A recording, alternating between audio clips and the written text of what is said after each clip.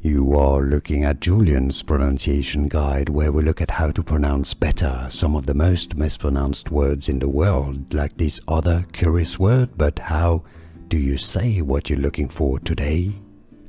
Let's learn once and for all how to pronounce these names of Indian origin. If you want to learn more confusing names from India, stay tuned, we got tons of them. I'll link to them at the end of the video. Different pronunciations in English, but we'll go through. Indian pronunciation is as Pranav. Pranav. It's a sacred sound or symbol.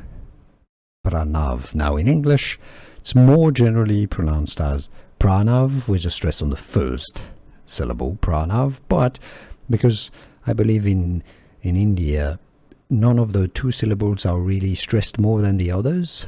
So you can hear it as Pranav or Pranav. So some pronounce it as Pranav as well. Pranav. Pranav essentially is how it's said in Indian.